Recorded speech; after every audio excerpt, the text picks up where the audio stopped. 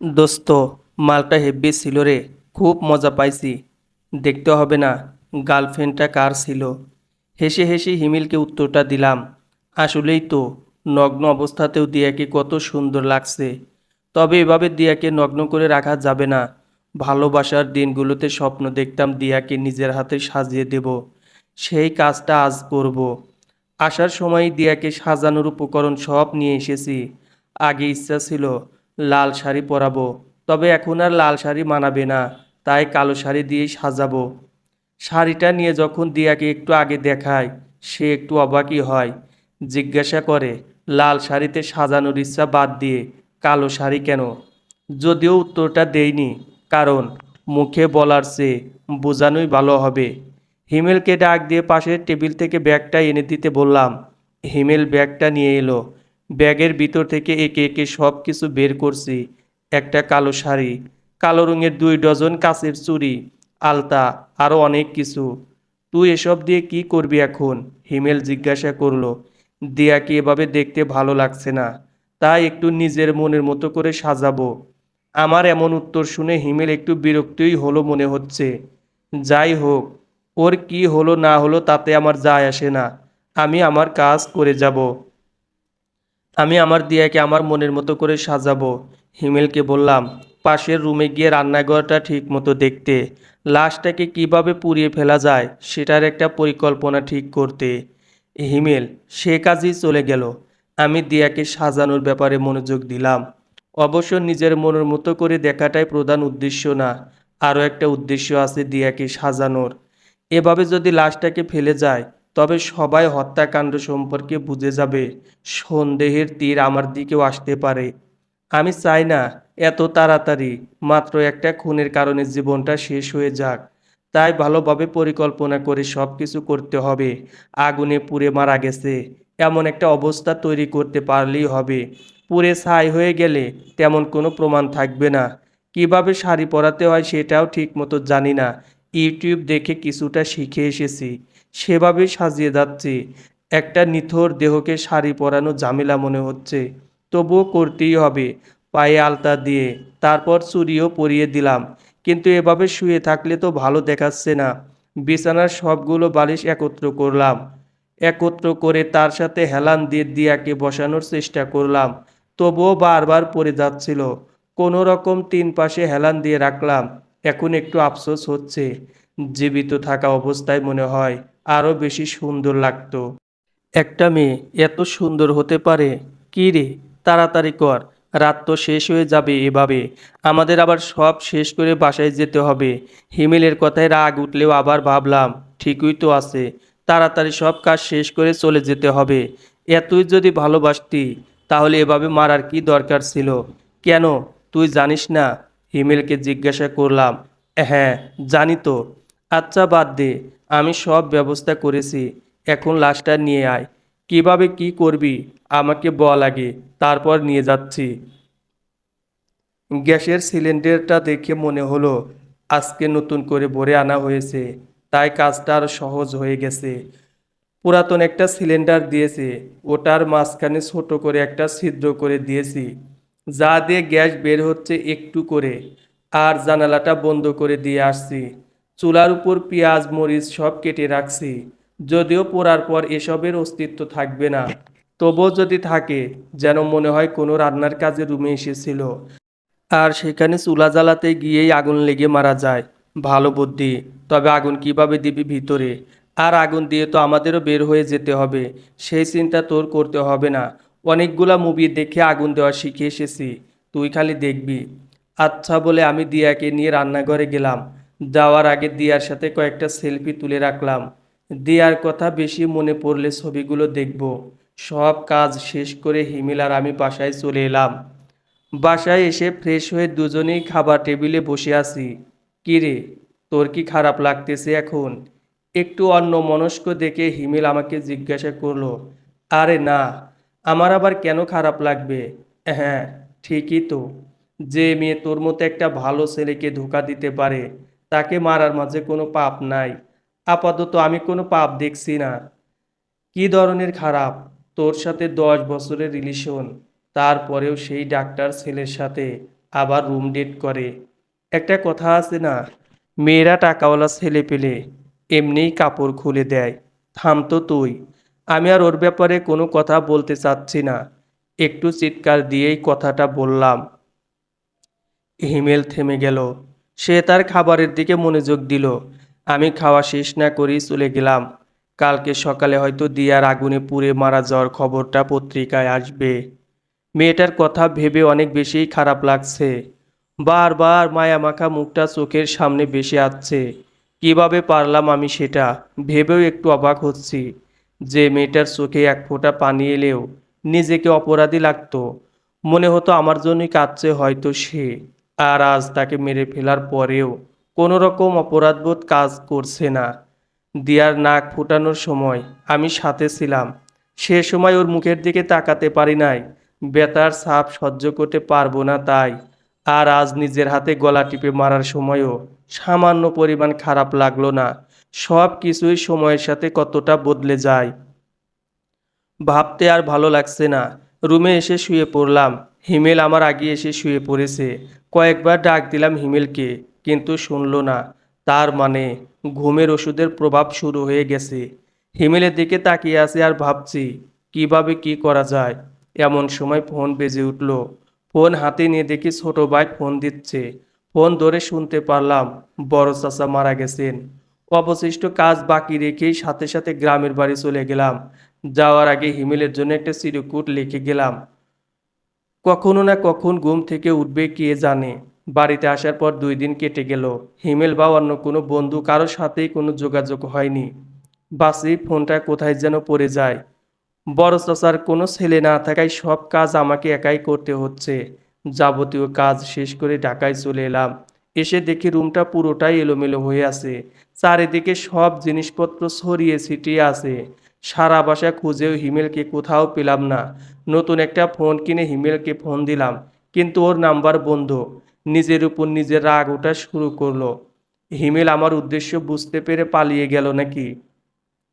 যেভাবেই হোক আমার কাজটা শেষ করে যাওয়া উচিত ছিল। এখন ওকে যদি খুঁজে না পাই তাহলে তো নিজেকেই ক্ষমা করতে পারবো না। যাই হোক, যদি পালিয়ে যায় তবুও অন্য উপায় আছে ভেবে একটু মনে মনে হাসলাম। বাসার সামনের দোকানে বসে চা খাচ্ছি। হুট করে কয়েকজন পুলিশ এসে জিজ্ঞাসা করলো, আপনার নাম রোশান না? হ্যাঁ। একটু ভয় পেয়ে আমতা আমতা করে বললাম, আপনাকে একটু থানায় আসতে হবে। আমি কেন থানায় যাব? একটু সাহসী ভাব নিয়ে বললাম। আমি যদি ভীরু ভাব নিয়ে থাকি তবে পুলিশ আরও বেশি চেপে ধরবে। থানায় গেলেই বুঝতে পারবেন। কোনো উপায় না দেখে তাদের সাথে গাড়িতে গিয়ে বসলাম। এলাকার লোকজন সবাই তাকিয়ে তাকিয়ে দেখছে। একজন দেখে আরেকজনকে ডাক দিয়ে দেখাচ্ছে। গাড়িতে মাঝারি বয়স্ক একজন পুলিশ আছেন। কয়েকবার তার সাথে কথা বলার চেষ্টা করলাম, কিন্তু তার দিকে তাকানোই যায় না। এমনভাবে তাকায় যেন মনে হচ্ছে কিছু জিজ্ঞাসা করলেই মেরে ফেলবেন। প্রায় 1 ঘন্টা হয়ে গেল থানায় বসে আছি। কেউ এসে কিছু বলছে না। আমাকে বলে গেছে চুপ করে বসে থাকতে। আমিও ভদ্র ছেলের মতো চুপ করে বসে আছি। ভিতরে যে ভয় রয়েছে সেটা বাইরে বের করছি না। এমন একটা ভাব নিয়ে বসে আছি যেন কিছুই হয় নাই। হঠাৎ পাশের পত্রিকার দিকে চোখ গেল। রাজধানীতে যুবতী ধর্ষণের পর আগুনে পুড়িয়ে হত্যা। খবরটা দেখে তাড়াতাড়ি পত্রিকা হাতে নিলাম। হাতে নিয়ে দিয়ার নাম দেখে চিৎকার দিয়ে কেঁদে উঠলাম। আশেপাশের সবাই কাজ বাদ দিয়ে আমার দিকে তাকিয়ে আছে। চিৎকার শুনে ওসি সাহেব রুম থেকে বের হয়ে এলেন আর আমাকে ডেকে রুমে নিয়ে গেলেন। আপনি তাহলে কিছুই জানেন না? না স্যার, আমার চাচা মারা যাওয়ায় আমি গ্রামে চলে যাই। যাওয়ার পথে আমার ফোন হারিয়ে যায়। দিয়া, মানে আপনার গার্লফ্রেন্ডকে ধর্ষণ করে মেরে আগুনে পোড়ানোর চেষ্টা করা হয়, কিন্তু আগুন পোড়ার আগেই পাশের রুমের লোকজন তাকে উদ্ধার করে। পোস্টমর্টেম রিপোর্টে বোঝা যায় তাকে গলা টিপে মারা হয়েছিল আর মারার আগে ধর্ষণ করা হয়। প্রথমে পাশের বাসার লোকজন ভাবে রান্না করতে গিয়েই আগুন ধরে, কিন্তু ডাক্তাররা বলে সে আগুনে পুড়ে মারা যায়নি, তাকে গলা টিপে হত্যা করা হয়। বাকি ধর্ষণের খবর আমরা পোস্টমর্টেম রিপোর্ট থেকেই পাই। আপনার কি কাউকে কথাটি শেষ করার আগেই তার ফোন আসে। আমাকে অপেক্ষা করতে বলে ওসি বাইরে চলে যায়। আমি ওসির রুম থেকে বের হয়ে বাইরে বসে আছি আর পত্রিকাটা নিয়ে ভালোভাবে পড়ছি। আমাকে খুব সাবধানের সহিত কথা বলতে হবে। এমন কিছু করা যাবে না যাতে আমার প্রতি সন্দেহ হয়। পত্রিকা পড়ে বুঝতে পারলাম তাদের ধারণা এমন মেয়েটির পরিচিত কেউ তাকে ধর্ষণ করেছে। যেহেতু মেয়েটি একা ছিল বাসায়, সেহেতু অপরিচিত কেউ বাসায় আসবে না। অপরিচিত কেউ হলে বাসায় ঢুকতেই দিত না। এমন কেউ এই কাজ করেছে যে কিনা জানতো মেয়েটি বাসায় একা। তার মানে পুলিশ আমাকে এমনি এমনি ধরে নাই, খুনি হিসেবে সন্দেহ করেই ধরে এনেছে। যেভাবেই হোক আমাকে নির্দোষ প্রমাণ করতেই হবে। বন্ধু মহলে আমার একটা সুনাম আছে, আমি নাকি খুব সুন্দর করে অভিনয় করে মিথ্যা বলতে পারি। আজকে আমাকে আমার সর্বোচ্চ চেষ্টাটা চালিয়ে যেতে হবে। আধা ঘন্টা পর ওসি সাহেব আসলেন। কিছু বলতে যাচ্ছি, সে সুযোগ না দিয়ে আমার দুই হাত পিছন থেকে বেঁধে অন্য একটা রুমে নিয়ে গেলেন। সিনেমাতে দেখেছি এভাবে আসামিদের বেঁধে টর্চার করে করে জিজ্ঞাসাবাদ করা হয়। আমার সাথেও সেটাই করা হবে। দুইজন পুলিশ লাঠি নিয়ে ওসির সাথে রুমে প্রবেশ করলো। তাদের দেখে ভয়ে আত্মা শুকিয়ে যাওয়ার মতো অবস্থা আমার। সিনেমায় দেখেছি কিভাবে মারা হয়, আমাকেও এখন এভাবেই মারা হবে ভেবে গামতে শুরু করছি। স্যার, একে কি করব এখন? লাঠিওয়ালা পুলিশটি ওসিকে জিজ্ঞাসা করলো, কি করবেন মানে? এই কুত্তার বাচ্চাকে মেরে মেরে আগে হাড্ডি ভেঙে ফেলেন, তারপর ওর সাথে কথা বলবেন। তার আগে কোনো কথা নেই। ওর মুখটা আটকে দেন, যেন চিৎকারও করতে না পারে। তখন বুঝবে কাউকে মারলে কেমন লাগে। খারাপের বাচ্চা, ওই মেয়েকে ধর্ষণ করে হত্যা করেছে। ওসির কথা শেষ হতে না হতেই দুজন পুলিশ মিলে আমাকে মারা শুরু করলো। প্রথমে কয়েকবার হাত ছাড়ানোর চেষ্টা করলেও যখন বুঝলাম কোনো লাভ হবে না, তখন আর কিছু করি নাই। কতক্ষণ আমাকে মেরেছে আমি জানি না। চোখে পানির ঝাপটায় জ্ঞান ফিরে পাই। একজন পুলিশ এসে কিছু খাবার দিয়ে যায়। যাওয়ার সময় হাতটাও খুলে দিতে বলি। চোখ বড় বড় করে তাকালেও সেও বুঝতে পারে যে হাত না খুলে দিলে খাবো কি করে। হাত খোলার পরেও হাত নাড়াতে পারছি না। হাত দিয়ে যে খাবার খাবো সেটারও কোনো উপায় নেই। এই শহরে এমন কেউ নেই যে আমার খোঁজ নিতে আসবে। যে ছিল তাকে খুনের দায়ই তো আমাকে ধরে এনেছে। কয়টা বাজে সেটাও বোঝা যাচ্ছে না। মনে হচ্ছে রাত একটা কেটে গেছে। কিছুক্ষণ পর আমাকে অন্য একটি রুমে নেওয়া হলো। সেখানে গিয়ে বসে আছি। হঠাৎ লক্ষ্য করলাম হিমেলকে। এক পুলিশকে জিজ্ঞাসা করলাম, হিমেল এখানে কেন? সে বলল, আমার বন্ধু হবার কারণে তাকে ধরে আনা হয়েছে, আমার সম্পর্কে কিছু জানার জন্য। হিমেল কি সব বলে দিয়েছে? এমনিতেই লেখক হিসেবে তার সুনাম রয়েছে।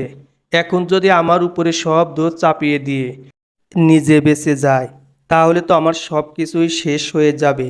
কোনো একটা উপায় বের করতেই হবে। আমি এখান থেকে হিমেলকে ডাক দিলাম। সে পুলিশের অনুমতি নিয়ে আমার সামনে আসলো। কি ব্যাপার, কোথায় ছিলি তুই? রুম এলোমেলো করে রাখা দেখি এসে। তুইও নাই, তোর নাম্বারও বন্ধ। আমি তো আমার খালার বাসায় গিয়েছিলাম, সেখান থেকে আজকে ওরা আমাকে ধরে নিয়ে আসলো। হিমেল আমাকে বলল। কথা বলে বুঝলাম। আসার পর হিমেল শুধু বসেই আছে, তার সাথে কোনো অফিসারের কোনো কথাবার্তা হয়নি। পুলিশ ডাকায় সে চলে গেল। পুলিশ আমাকে খুনি ভেবেই নিয়েছে। আর হিমেলও যদি বলে দেয় যে আমি খুন করতে পারি, দিয়ার উপর আমার রাগ ছিল, তাহলে আমার বাঁচার আর কোনো উপায় থাকবে না। যা করার খুব দ্রুতই করতে হবে। কি করব কি করব ভাবতে ভাবতে মনে হলো রুমের জন্য ছোট একটা তালা চাবি কিনেছিলাম গ্রাম থেকে আসার পর। রুম খোলা দেখে কিনেছিলাম, সেটা এখনো পকেটে আছেই। সাথে সাথে মাথায় একটা দারুণ বুদ্ধি এসে গেল। আশেপাশে তাকিয়ে দেখি সবাই যার যার কাজে ব্যস্ত। কারাগারের শিকলের ভিতর দিয়ে হাত বের করার চেষ্টা করলাম। শুকনা মানুষ হবার কারণে খুব সহজেই হাত গেল। পকেট থেকে তালাটা বের করে আগের তালার উপরে ছোট তালাটা মেরে চাবিটা রুমের অন্য পাশে ফেলে দিলাম। দ্বিতীয়বারের চেষ্টায় আমি হিমেলকে মেরে ফেলতে সক্ষম হলাম। যে দড়িটা দিয়ে আমার হাত বেঁধে রাখা হয়েছিল, সেই দড়িটা সাথে করে নিয়ে এসেছিলাম। হিমেলকে আবার ডেকে এনে কথা বলার এক পর্যায়ে লোহার শিকের ভিতরে হাত দিয়ে দড়ি দিয়ে গলায় ফাঁস লাগিয়ে দিলাম জোরে টান। যেহেতু আগেই আমার নিজের তালাটা মেরে রেখেছি, তাই পুলিশ সহজেই ভিতরে আসতে পারে নাই, আর বাইরে থেকে ছাড়ানো সম্ভব ছিল না। পুলিশ তালা ভেঙে আসতে আসতে আমি আমার কাজ শেষ করে ফেলি। থানার ভিতরেই এখন লাশটা পড়ে আছে। থানার ভিতরে কাউকে খুন করা হয়েছে, এটা বাইরে জেনে গেলে পুলিশের দুর্নাম হয়ে যাবে। তাই কি করবে ভেবে পাচ্ছে না হয়তো। আমাকে আবারও সেই আগের রুমে আনা হয়েছে। ওসি সাহেব এসেই বিশ্রী গালিগালাজ আর মার দিতে শুরু করলেন। কয়েক মিনিট মারার পর তিনি থামলেন আর বললেন, কি ভাবছিলি তুই কুত্তার বাচ্চা? তোর বন্ধুকে মেরে ফেললি দিয়ার খুনের প্রমাণ মুছে যাবে আর তুই বেঁচে যাবি। এখন তোকে 2 খুনের মামলায় ফাঁসির মঞ্চে নেব। সাহস কত তোর, আমার থানার ভিতরে এসে আরেকজনকে খুন করিস? ওসি আরও বললেন, তারা দিয়ার ফোনের মাধ্যমে প্রমাণ পেয়েছেন যে আমি খুন করেছি। কারণ উপহারের শাড়ি দেখার পর সেই ছবিটা তাদের হোয়াটসঅ্যাপ গ্রুপে দিয়ে বলেছিল যে সেটা আমি দিয়েছি। এর উপর ভিত্তি করেই তারা আমাকে ধরেছে। আমি ওসি স্যারকে কিছু কথা বলতে চাইলাম, কিন্তু তিনি শুনতে ইচ্ছুক না। তার মতে আমার মিথ্যা কথা শুনে সময় নষ্ট করার ইচ্ছা নেই। তবুও কয়েকবার বলায় রাজি হলো। স্যার, আমি দিয়াকে খুন করি নাই। এসব মিথ্যা বলে কোনো লাভ হবে না। স্যার, আমি দিয়াকে উপহার দিছিলাম ঠিকই, কিন্তু আমি সেদিন যাইনি দিয়ার বাসায়। আবারও মিথ্যা বলছিস? দিয়াকে খুন করছে হিমেল, আমার বন্ধু। কেন আমার গার্লফ্রেন্ডকে খুন করবে? সে কথাটা স্যারের বিশ্বাস হচ্ছে না। আমি স্যারকে জিজ্ঞাসা করলাম, দিয়াকে খুন করার আগে তো ধর্ষণ করা হয়েছিল, তাই না? ওসি স্যার মাথা নেড়ে হ্যাঁ বললেন। স্যার, দিয়ার সাথে আমার সম্পর্ক 4 বছর ধরে। ওর বাসার সবাইও আমাদের কথা জানে। কয়েক মাস পরেই আমাদের বিয়ে হতো। আমি কেন ওকে ধর্ষণ করতে যাব? দিয়ার সাথে যদি আমি শারীরিক সম্পর্ক করতে চাইতাম তাহলে এমনিই তো সম্ভব হতো। ধর্ষণ করার কোনো প্রয়োজন কি ছিল স্যার? কেউ কি তার 4 বছরের সম্পর্ক হবার পর গার্লফ্রেন্ডকে ধর্ষণ করে? আমার কথাগুলো শোনার পর ওসি স্যার একটু নরম হয়ে গেলেন। তিনি হয়তো আমার কথাগুলো ভাবছেন।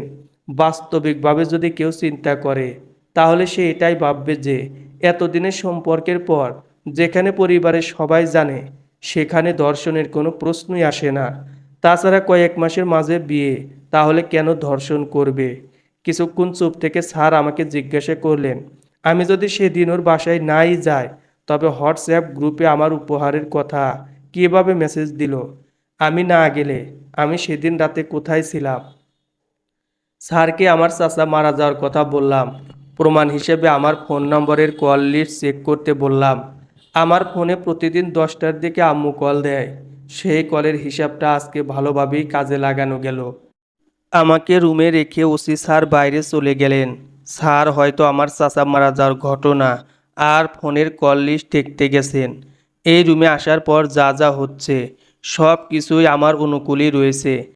এখন শুধু খেলতে হবে স্যারের আবেগ নিয়ে।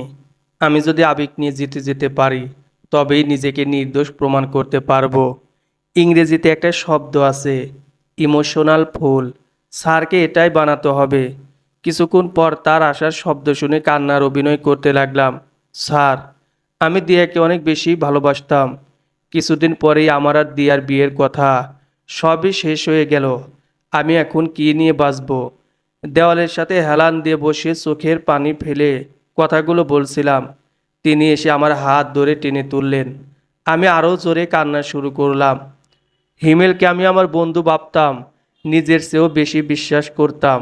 আর ও দিয়ার সাথে এমন করবে কোনো দিন ভাবতেও পারি নাই। সবই আমার ভুল স্যার। আমাকে শাস্তি দিন স্যার। আমাকে মেরে ফেলুন। আমি দিয়াকে ছাড়া এই দুনিয়ায় একা থাকতে চাই না। যে দুনিয়ায় দিয়া নাই সেই দুনিয়ায় আমিও থাকবো না। আমাকে মেরে ফেলুন স্যার। আমার কথাগুলো শুনে মনে হচ্ছে ওসি স্যারের চোখেও একটু পানি এসে যাচ্ছে, কিন্তু তার মনের মাঝে এখন একটা প্রশ্ন থেকেই গেছে হয়তো। হিমেল দিয়ার বাসায় কিভাবে গেল আর কিভাবেই বা দিয়াকে ধর্ষণ করলো?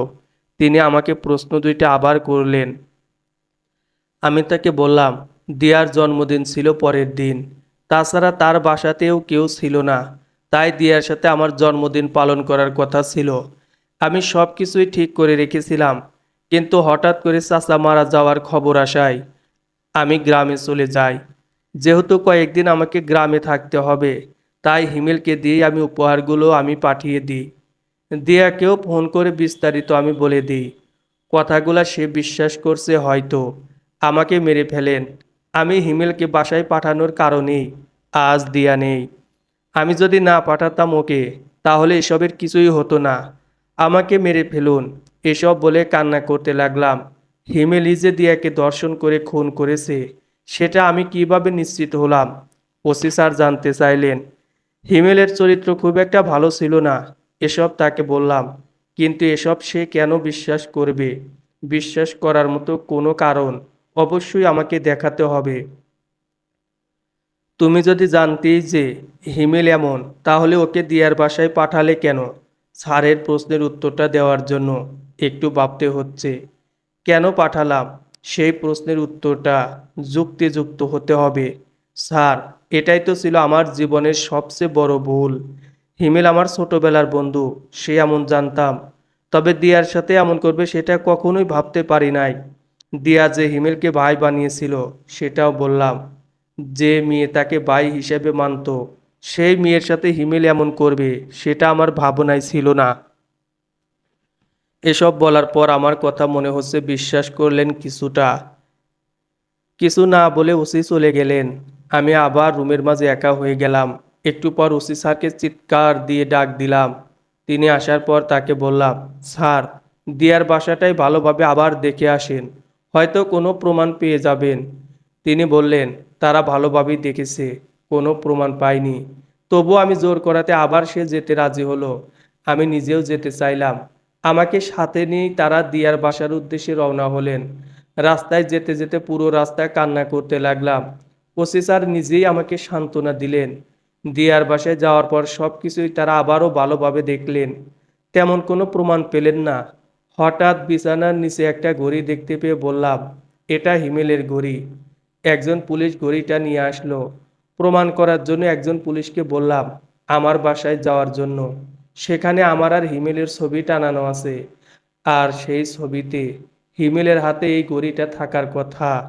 ওসি স্যার একজন পুলিশকে আমাদের বাসায় পাঠালেন আর আমাকে নিয়ে থানায় চলে এলেন। আমাকে আগের রুমে রেখেই তিনি তার রুমে চলে গেলেন। আমি বসে বসে নিজের অভিনয় সম্পর্কে ভাবছি। ঠিক মতো সব করতে পারলাম নাকি ভুল করলাম? যদি সব ঠিক মতো করতে পারি তাহলে তো ভালোই, আর না হলে তো ধরা। তবে যা মনে হচ্ছে আমি ব্যর্থ হইনি, যা করতে চেয়েছিলাম তা করতে পেরেছি। কিছুক্ষণ পর ওসি স্যার আবার আমার রুমে আসলেন। তারা প্রমাণ পেয়ে গেছে যে ঘড়িটা হিমেলেরই ছিল। তবুও ওসিকে দেখে চিন্তিত মনে হচ্ছে। দিয়ার খুনের মামলা থেকে না হয় তোমাকে মুক্তি দিলাম, কিন্তু হিমেলকে যে খুন করলা, তোমাকে তো শাস্তি পেতেই হবে। ওসি আমার দিকে তাকিয়ে বললেন, স্যার, কোনো সমস্যা নেই, আমাকে শাস্তি দিন। আমি হাসি মুখে শাস্তি মাথা পেতে নেব। যে দুনিয়ায় দিয়া নেই, আমি সে দুনিয়ায় থাকতে চাই না। পরকালে দিয়াকে গিয়ে বলবো আমি তার খুনের শাস্তি দিয়ে এসেছি। হেসে হেসেই কথাগুলো বললাম। বলার সময় এমন একটা ভাব নিলাম যেন মনে হচ্ছিল সত্যি সত্যি আমি মন থেকে খুব খুশি হয়েছি খুন করে। মনের ভিতর এক ধরনের প্রশান্তি বয়ে যাচ্ছিল। তাছাড়া আদালত তো হিমেলকে শাস্তি দিতই। অন্যের হাতে শাস্তি পাওয়ার চেয়ে আমার হাতে শাস্তি দিতে পেরেছি, এটাই আমার সবচেয়ে বড় পাওয়া। আচ্ছা স্যার, আপনাকে একটা কথা জিজ্ঞাসা করি। স্যার মাথা নেড়ে জিজ্ঞাসা করার অনুমতি দিলেন। আপনি তো বিবাহিত, আপনার বউকে যদি কেউ এভাবে মেরে ফেলতো তাহলে আপনি কি করতেন? স্যার কোনো জবাব না দিয়ে চলে গেলেন। একটু পর পাশের রুমে কয়েকটি গুলির শব্দ শুনতে পেলাম।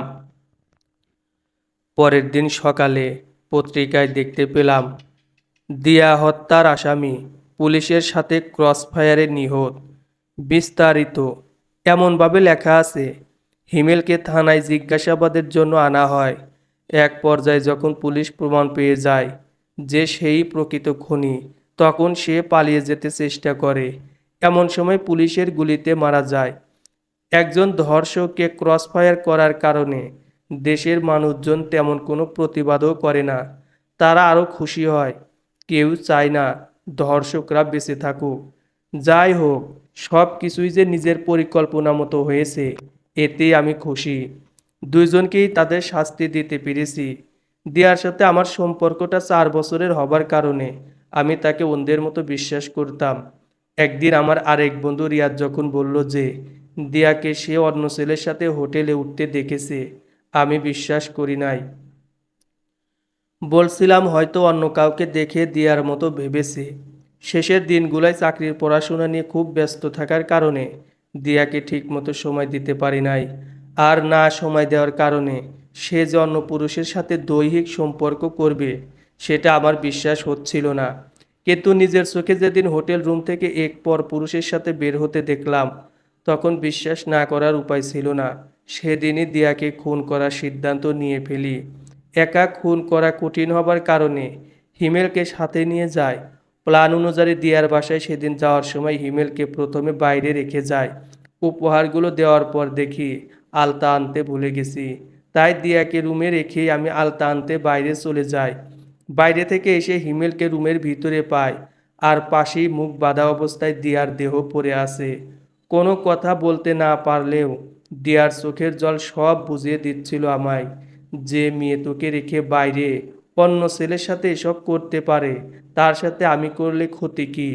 আমরা তো মেরে ফেলার জন্য এসেছি, মারার আগে না হয় একটু মজা নিয়ে নিলাম। হিমেল আমাকে কথাগুলো বলছিল। মনে মনে হিমেলের প্রতি প্রচণ্ড ঘৃণার জন্ম নিলেও তখন চুপ করে থাকি। কারণ তখন যদি হিমেলের সাথে কোনো ঝামেলা করতাম তাহলে দিয়াকে খুন করা যেত না। তাই আর হিমেলকে কিছু বলি নাই। তবে হিমেলকেও মেরে ফেলার চিন্তা তখনই এসে যায়। তাই আসার সময় নিজের ঘড়িটাই দিয়ার রুমে ফেলে আসি। ঘড়িটা কেনার পর কয়েকদিন হিমেল সেটা ব্যবহার করেছিল। আমার বাসায় সেটার ছবিও আছে। তাই এটাকে প্রমাণ হিসাবে পরে ব্যবহার করা যেতে পারে। সেদিন রাতেই হিমেলকে ঘুমের মাঝে মেরে ফেলার ইচ্ছা থাকলেও তা করতে পারি নাই। দুনিয়াতে দুইটা কাজ আমি সবচেয়ে বেশি ঘৃণা করি। প্রথমত আমার সাথে প্রতারণা, দ্বিতীয়ত কোনো মেয়েকে ধর্ষণ করা। দিয়া আমার সাথে প্রতারণা করেছে, সেটার শাস্তি আমি দেব। তাই বলে তাকে ধর্ষণ করবে সেটা মেনে নিতে পারবো না। দুইজনের সম্মতিতে কোনো সম্পর্ক করা আর জোর করে করার মাঝে অনেক পার্থক্য রয়েছে। আজকে আমার চিৎকার দিয়ে বলতে ইচ্ছা করছে, I hate cheater, I hate rapist. সমাপ্ত।